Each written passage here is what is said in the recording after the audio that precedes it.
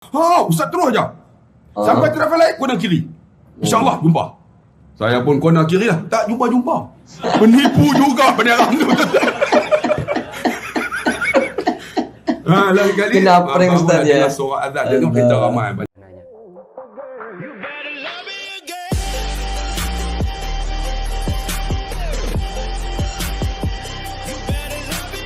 Assalamualaikum warahmatullahi wabarakatuh. Jumpa lagi dengan saya Cak Opek dalam program Ngaji Bareng. Dan semua yang sedang menonton video ini, terima kasih karena Anda sudah mau ngaji bareng bersama saya, yang mana sudah saya sering adakan di channel ini.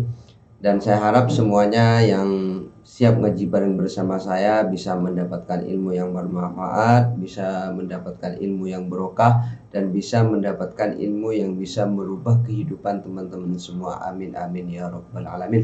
Dan di zaman sekarang itu sulitlah orang yang cinta ilmu, orang yang sering mendengarkan ceramah-ceramah, karena zaman sekarang itu berbagai macam hiburan sudah lengkap di sosial media ya, baik itu di YouTube, TikTok, Instagram, Facebook dan lain sebagainya. Itu berbagai macam video yang lawak, yang sedih, yang bermotivasi, yang bermanfaat, bahkan yang tidak bermanfaat sama sekali itu banyak sudah ya.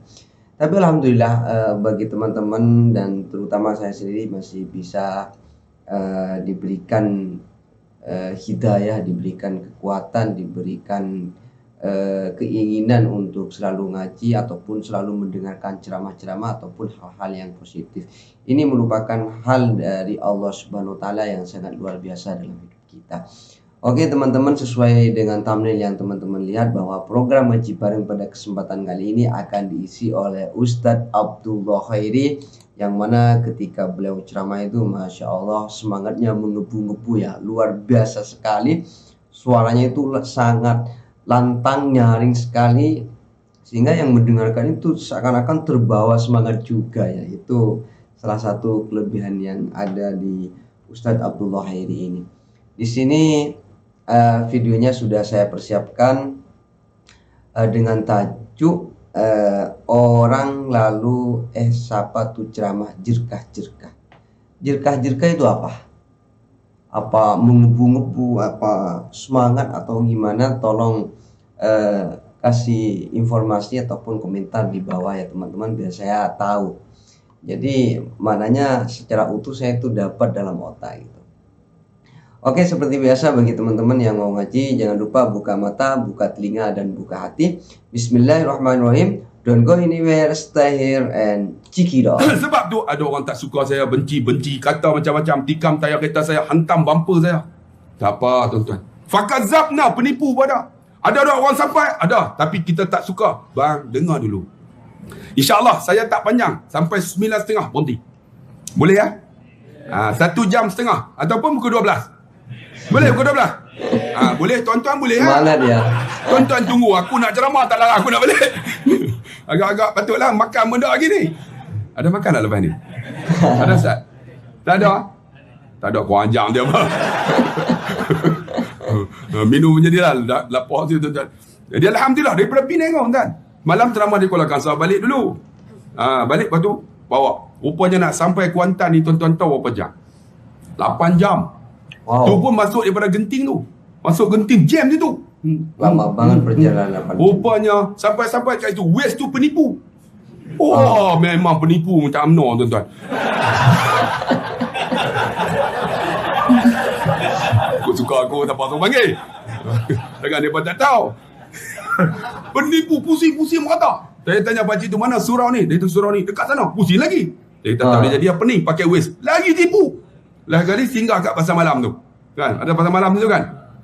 Beli apa semua, makan makan sikit lah, tidak lapar kan. Mana nak tahu, tak ada sedia apa lepas ceramah. Kita makan dulu lah. Makan dia tu kenal. Ustaz! Ustaz, no Ustaz. Dia bagi kuih peniram. Tuan-tuan tahu tak peniram? Peniram tahu kan? Kuih tu, kuih telinga apa? Telinga. Dia kata peniram. Saya kata, peniram mesti orang utara. Abang orang Kedah kat? Ya, peniram dah. Saya pun makan je lah. Abang nak tanya sikit surau ni, saya nak ceramah. Ustaz terus aja. Sampai traffic light kona kiri. InsyaAllah jumpa. Saya pun kona kiri lah. Tak jumpa-jumpa. Penipu juga penerang tu.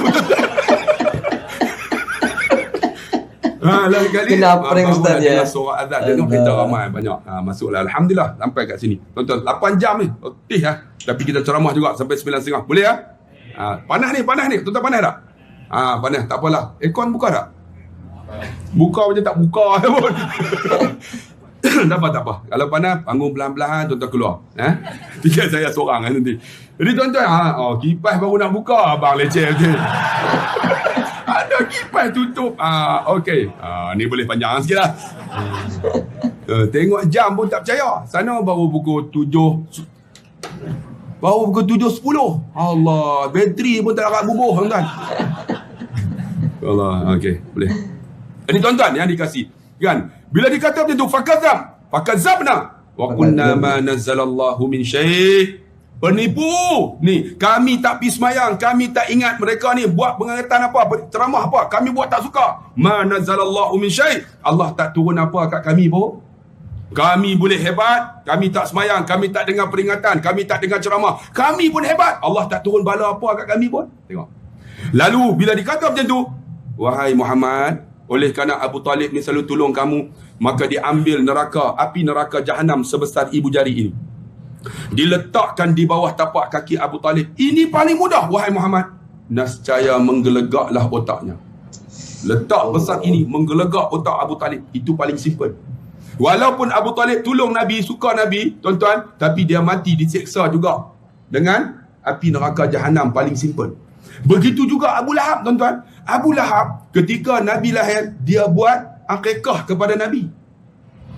Mengikut riwayat, Nabi kata bila sampai hari Jumaat, maka Abu Lahab diringankan seksanya. Sampai macam tu. Sebab Allah ni tuan-tuan cukup adil.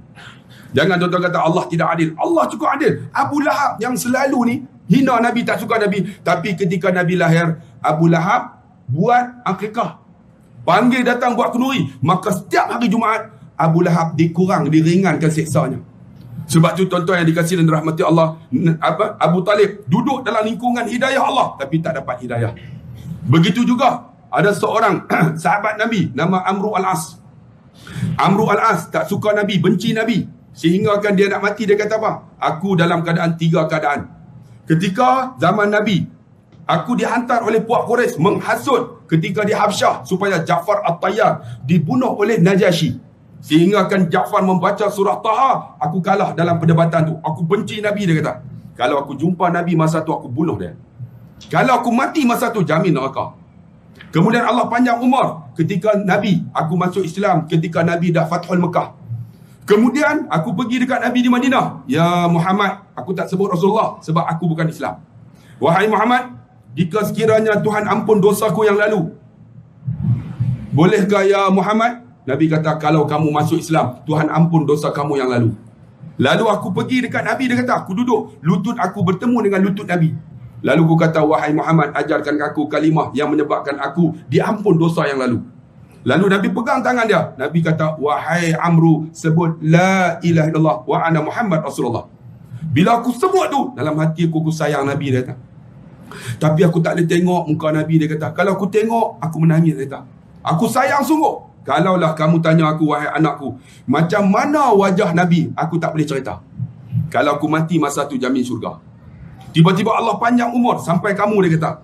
Aku pernah buat penipuan dalam peperangan Siffin, meletakkan Quran di hujung pedang, sehingga kan Sayyidina Hussein terbunuh. Aku banyak buat silap. Kalaulah aku mati masa ni, jamin neraka. Tu Amru Al-As, orang yang banyak merawi hadis dan orang yang telah membuka Mesir. Kalau tuan-tuan pergi Mesir, tuan-tuan, dekat Kahirah ada satu masjid nama Masjid Amru Al-As. Ketika Ramadan 10 terakhir, orang akan sembahyang hampir ratusan ribu kerana Jibril turun. Tuan-tuan tahu kenapa? Rupanya imam masjid tu nama Jibril. Bukan Jibril turun, imam tu nama Jibril. Siapa duk Mesir tahu lah, dia kata Jibril turun. Rupanya imam tu Jibril, nama Jibril. Baca punya sedap. Masjid Amru Al-As. Ketika dia kata apa? Aku mati sekarang, aku jamin neraka. Tapi wahai anakku Abdullah, nama anaknya Abdullah bin Amru, seorang perawi hadis yang tak kahwin sampai mati.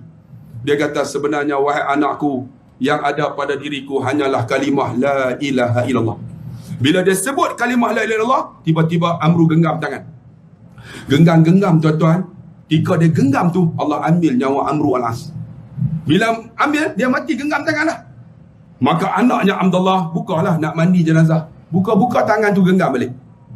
Dia buka lagi, tangan tu genggam. Maka Abdullah memandikan bapaknya Amru al-As dengan tangan genggam. Dah habis mandi nak kiam. Dia buka tangan nak kiam. Tiba-tiba tangan tu genggam balik. Maka dimandikan di kapan dengan tangan genggam macam ni. Selepas tu di kapan, disemayang, dikebumi. Maka sahabat yang ada masa tu, dia orang kata, wahai Abdullah, sampai hati kamu. Tanam seorang pejuang Islam. Seorang yang membuka Mesir. Banyak merawi hadis Amru al-As. Dengan tangan genggam. Kamu apa anak ni? Lalu kata Abdullah bin Amru, sesungguhnya bapa aku Amru al-As mati dengan menggenggam kalimah la ilaha illallah. Masya Allah. Tengok. Tuan-tuan yang dikasihi dan dirahmati Allah. Sebab itulah tuan-tuan, kita ni cari hidayah Allah. Allah buka hidayah kepada Amru al-As. Begitu juga Abu Jahal duduk dalam keadaan hidayah Allah tapi tak dapat hidayah. Tapi anaknya Ikrimah bin Abi Jahal mati syahid ketika zaman Sayyidina Umar. Ikrimah bin Abi Jahal tuan-tuan, penunggang kuda yang hebat, bapa dia tak dapat hidayah tapi anak dia mati syahid. Begitu juga Wahsy yang bunuh Sayyidina Hamzah, akhirnya dia terima Islam, dia juga terbunuh. Zaman Sayyidina Umar Al-Khattab, dia bunuh orang, Sayyidina Hamzah mati syahid. Dia juga mati syahid, dia masuk syurga, Sayyidina Hamzah masuk syurga. Kerana apa? Hidayah Allah. Sebab tu kita kena minta hidayah Allah tuan-tuan. Apa hidayah Allah dalam keluarga kita? Jangan lupa doa ni. Allahumma rabbana la tuzigh qulubana ba'da idh hadaitana wa hab lana min ladunka rahmah innaka antal wahhab. Ya Allah, jangan kau buat apa? Jangan kau tuzigh qulubana, kan? Bolak-balikkan hatiku setelah kau beri hidayah kepadaku. Allahumma rabbana la tuzigh qulubana ba'da idh hadaitana wa hab lana min ladunka rahmah innaka antal wahhab. Lepas sembahyang doa ini, minta kekalkan hidayah ni. Ni tuan-tuan yang dengar ceramah ni, Tuhan dah buka hidayah ni. Ada orang naik motosikal, siapa ceramah tu? Dengar macam jerkah-jerkah, berhenti. Kemudian duduk di belakang, kemudian depan. Saya pernah tuan-tuan baca khutbah di satu masjid, nama Masjid Batu. Masjid Batu di Penang tu, kalau kuliah saya ribuan. Saya pertama kali lah baca khutbah duduk di Masjid Batu, panggil Masjid Batu di Pematang Pau, Jungkut terkenal. Ada seorang pegawai kerajaan tuan-tuan, dia berhenti dah, masa tu dah masuk waktu. Jadi dia berhenti dah, ambil wuduk. Tiba-tiba saya bagi salam. Assalamualaikum warahmatullahi wabarakatuh. Dia ambil wuduk. Dalam hati dia tu, ni penyamun mana baca khutbah ni. Kemudian saya pun baca kan. Bila baca tu lantang, dia tak masuk dalam masjid. Ni dia cerita kan, dia tak masuk dalam masjid, dia duduk di luar. Duduk melisah, duduk ni. Tak senang duduk. Nak start kereta, nampak sangat orang tengok dia lari. Daripada Jumaat. Jadi duduk tepi kaki 5. Tiba-tiba saya cerita tentang Nabi SAW. Dia tengok dengar tu. Dia tunduk kepala. Ustaz, saya tak terasa Ustaz. Tiba-tiba air mata saya mengalir. Saya kesat Ustaz. Tengok saya kesat. Rupanya ramai lagi yang kesat mata. Rupanya semua menangis. Ustaz, bila semua menangis, saya tengok dah habis. Ketika Ustaz doa khutbah yang kedua, semua dalam masjid menangis, termasuk saya Ustaz. Bila saya menangis, itulah pertama kali saya dengar khutbah menyentuh hati saya. Habis khutbah, saya cari Ustaz. Saya pergi cari, mana Ustaz ni? Pergi, saya jumpa Ustaz. Saya salam Ustaz. Saya cium tangan Ustaz, saya peluk Ustaz. Ustaz ingat tak saya? Saya tak ingat. Ustaz, itulah pertama kali khutbah yang membuka pintu hidayah saya. Ustaz, hidup saya hanya hidup sembahyang Jumaat semata-mata. Saya tak sembahyang waktu Ustaz. Mulai hari itu Tuhan buka hidayah saya. Ustaz, saya balik sembahyang Ustaz. Balik sembahyang maghrib. Ambil wudu siap.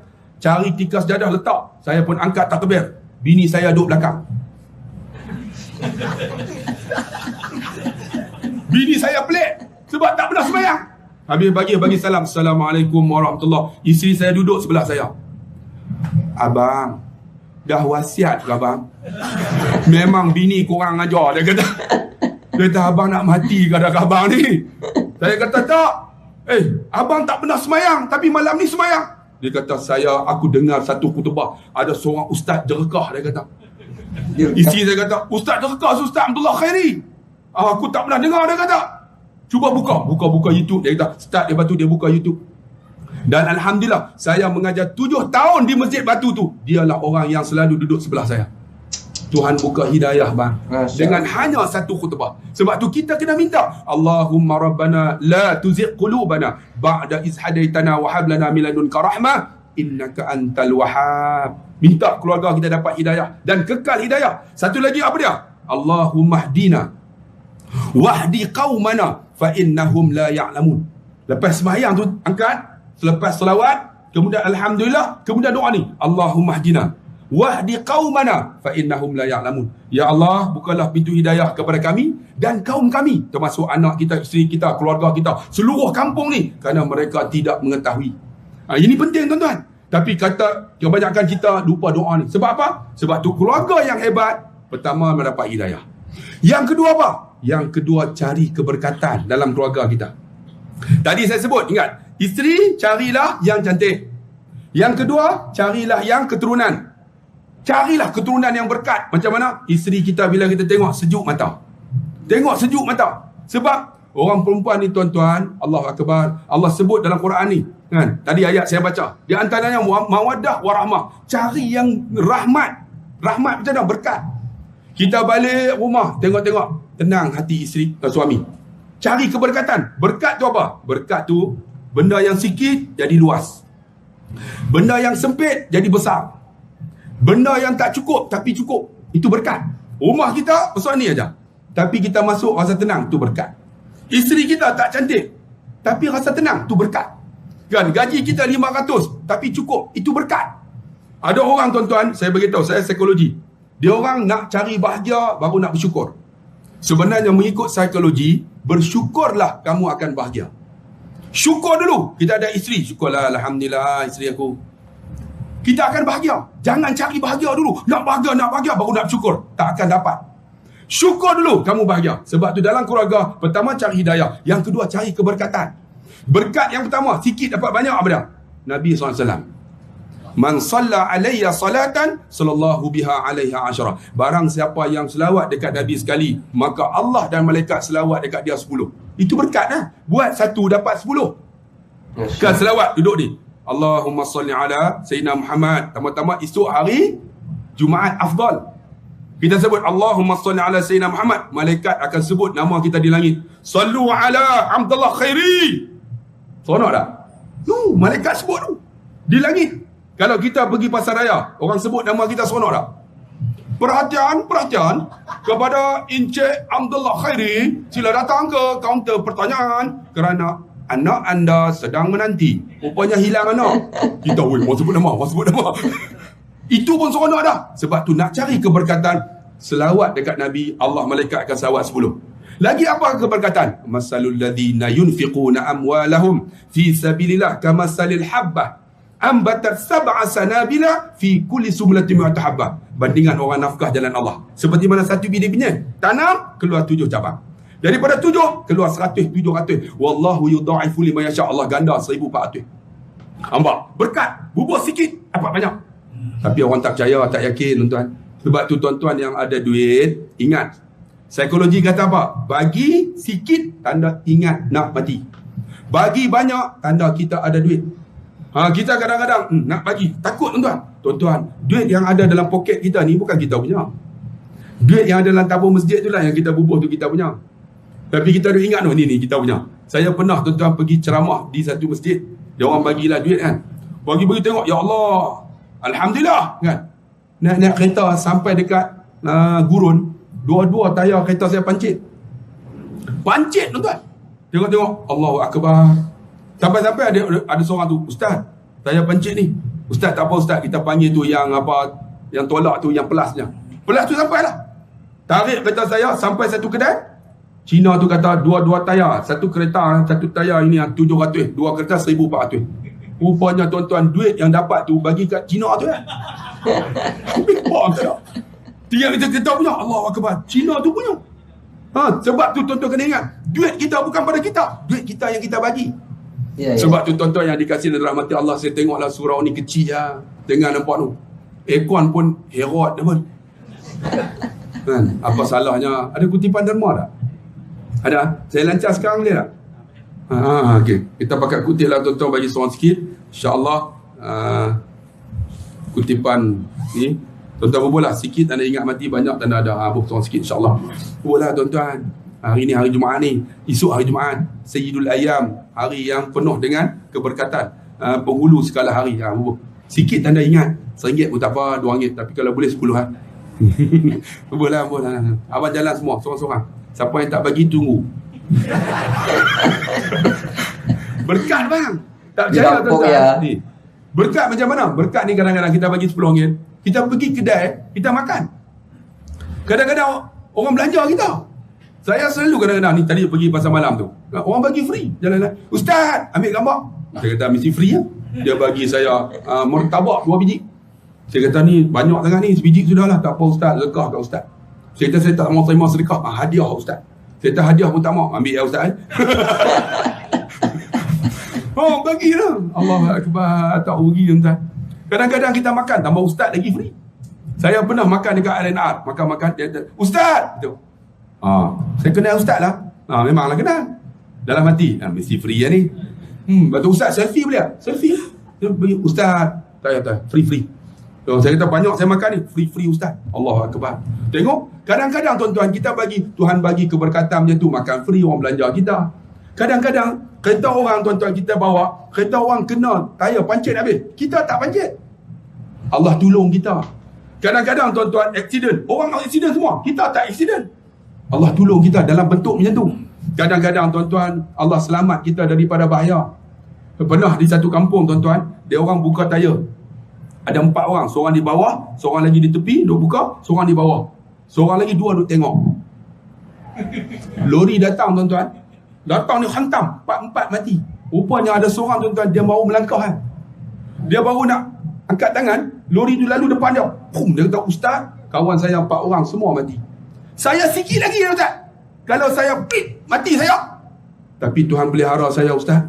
Alhamdulillah ustaz. Tunjuk bang. Saya tanya dia, apa yang kebaikan yang abang buat? Ustaz, selalunya hari Jumaat ustaz, saya akan bagi RM10. Tapi hari tu saya bagi 50 ustaz. Mungkin Allah panjangkan umurnya. Kerana apa? Kerana sedekah. Sebab tu tuan-tuan yang dikasih ni, tambah ni ganjaran. Sebab tu berkat. Berkat macam mana? Alhamdulillah. Masya Allah, itulah tadi ya ceramah yang sangat menggebu-gebu sekali, ceramah yang sangat lantang, yang sangat keras sekali, sehingga kita itu menyimaknya itu bisa terpukau. Dan apa yang disampaikan Ustadz Abdullah ini tadi itu memang betul ya, bahwa sedekah itu bisa menolak bahaya, menolak bala dan sebagainya. Dan sedekah itu juga banyak manfaat-manfaat yang lainnya, sehingga membuat hidup kita itu mungkin lebih berkah ya. Karena hidup itu yang penting berkah. Sebanyak apapun uang yang kita miliki, kalau tidak berkah maka cepat hilang. Sesedikit apapun uang ataupun harta yang kita miliki, tapi kalau harta ataupun uang itu berkah, maka itu akan mencukupi terhadap semua kebutuhan kita dalam hidup ini. Makanya sebetulnya yang dicari dalam hidup ini yaitu keberkahan hidupnya. Baik berkah umur, berkah pekerjaan, barokah harta, barokah istri, barokah anak, barokah keluarga. Semuanya itu yang dicari cuma berkah ya. Kalau berkah itu didapat, insya Allah kita akan hidup tenang selama-lamanya. Amin, amin ya rabbal alamin.